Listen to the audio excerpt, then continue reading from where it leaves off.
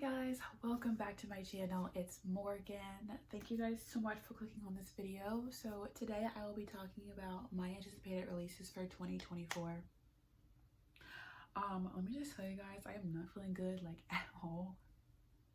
I just came back from the dentist. My mouth is like really sore and I just started my cycle, so I kind of feel like shit. So I'm trying to hold it together.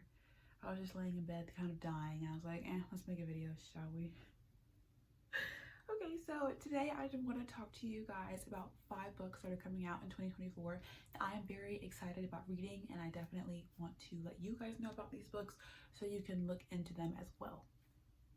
Now, the first book I'm going to talk about is a book that is coming out in January. I think it's the end of January. It is called Womb City, and it is by an author whose name I cannot pronounce. I think her name, you know what? Let's try. Tolto, okay. Tsames. That's not right. That's okay. But the cover of this book looks so fucking weird. It actually reminds me of this video game.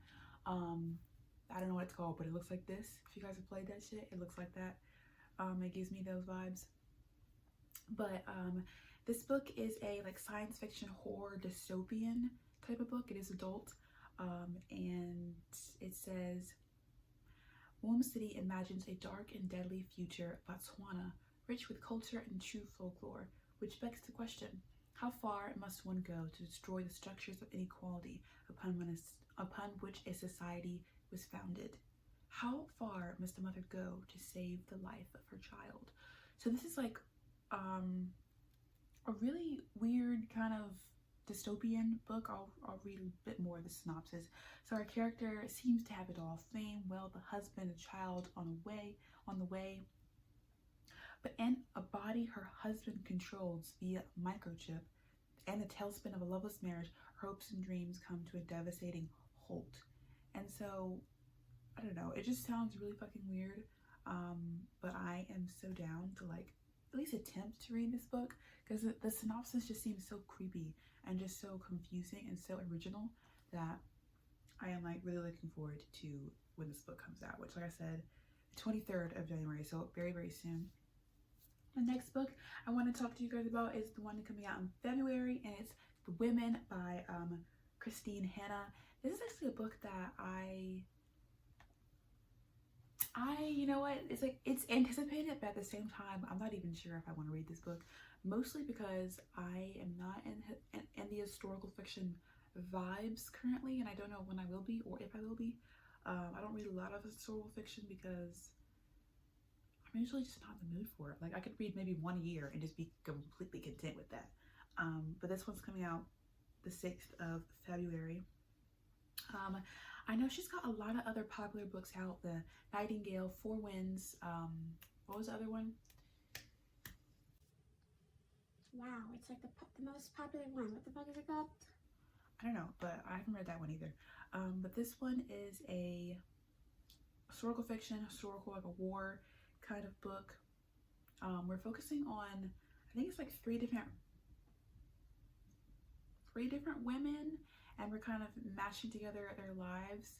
It says women can be heroes. When 20-year-old nursing student hears these words, it's a revelation. She grew up in a sheltered home in California by a conservative parents, but in 1965 the world is changing, and she joins the Army Nurse Corps and follows her brother's path. And then she meets people, the war is just beginning. So we're just kind of following different women who have gone off to war and different kind of situations, which, like I said, I don't know if I'm actually going to be in the mood for, but I feel like it's a good concept. So that's kind of why I have put this on my anticipated. So the next book is coming out in March, and it's called What I Would Do to You by Georgia Harper. This is a book that is, let's see, it says, surprising, ferocious, and stubbornly full of heart. The death penalty is back, but if the victim's family wants the perpetrator to die, they have to do it themselves. That's all I read, and I was like, I need to read this. What the fuck? So I haven't even read anymore because I don't want to read anymore. That's enough for me to look into it when it comes out. I am like really interested in reading this book. I think it could be good. It could be good. I don't know. We'll have to see. We'll have to see. But like I said, I haven't read any other book from like any of these authors, so this will be like a nice way for me to get into new authors. The next book I have is called The Familiar by Leigh Bardugo. So this is a fantasy historical fiction adult book. It says, in a shabby house on a shabby street, Louisa uses scraps of magic to get through her days of endless toil as a scullion. But when her mistress discovers a lump of a servant cowering in the kitchen is actually hiding a talent for little miracles, she demands Louisa use those gifts to better the family's social position. So she's got like powers and she's being forced to use them. Oh, it says what begins as a simple amusement for bored nobility takes a perilous turn when she garners the notice of the disgraced secretary of the Spain's king. So I think she's being taken and like the king is using her powers for to have an advantage in war.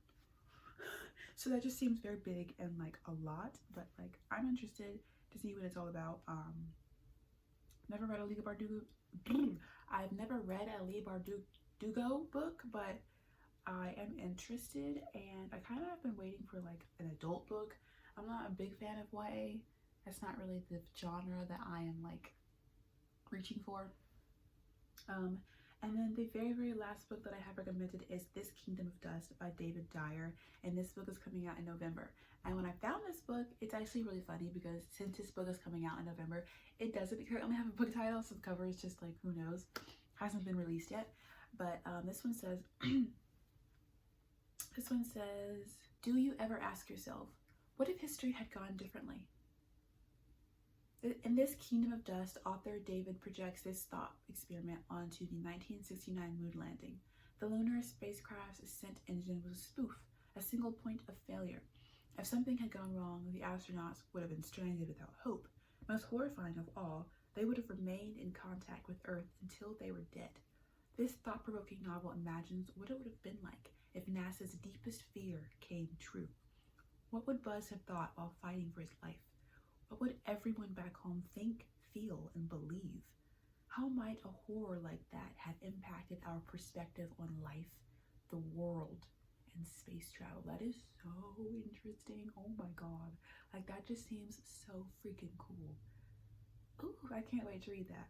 Yeah, so I'm definitely gonna have to remind myself of this book when November comes along. It's a long way away, but I'll have to keep myself updated on this book. So guys, those are my anticipated reads for 2024.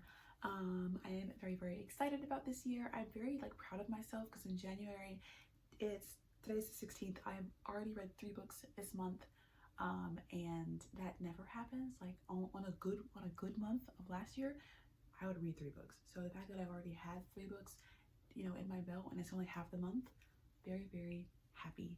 So anyways, thank you guys so much for watching. Like, subscribe, and I'll see you next time. Peace and love. Bye.